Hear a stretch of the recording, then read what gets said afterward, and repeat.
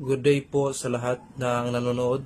Ngayon po ay may i-share ako sa inyo tungkol sa relay na ginagamit ko sa aking mga 12 volt solar setup na Piso Wi-Fi. So sa nakikita ninyo, meron kong dalawang relay. Ito po ang split charge relay at ang solid state relay. Parehas lang po ito sila ng gamit. Ang purpose po na ito ay para makontrol ang pagka-overcharge ng ating mga baterya. So paano ba ito gagamitin? Dito tayo magsimula sa split charge relay. Yung linya, main line mo, ay dito mo ikakabit sa input. Ito.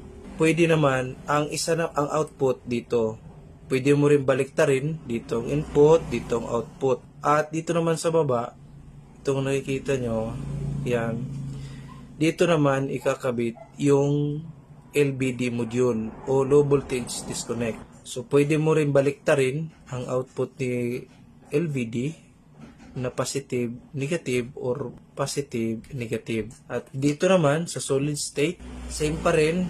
Dito may lagay yung input ng main line, then dito naman yung output.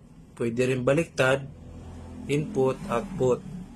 At dito sa baba, dito mo ilalagay si output ni low voltage disconnect. Pero dito mo ilalagay yung output ni low voltage disconnect na negative at dito naman yung positive. So paano ba ikabit si LVD? So ito po ang LVD module or low voltage disconnect. Ito po yung output. Yan, makikita naman at dito naman yung input.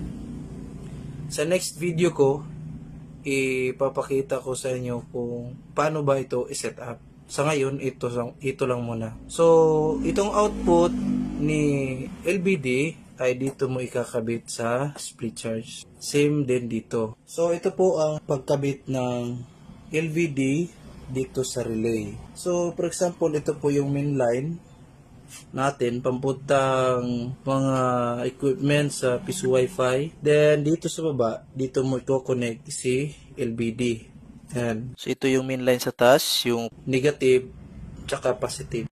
Ayan. Sa solid state relay naman, ayan po ang tamang pag-wiring.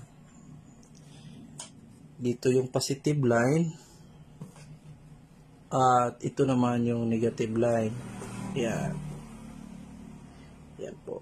Ito po yung main line papuntang equipment natin sa ating Piso Wi-Fi. Ayan.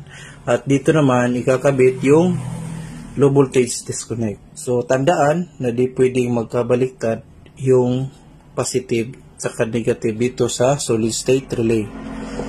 Di kagaya dito sa split charge na pwede mo siyang baliktarin kahit saan.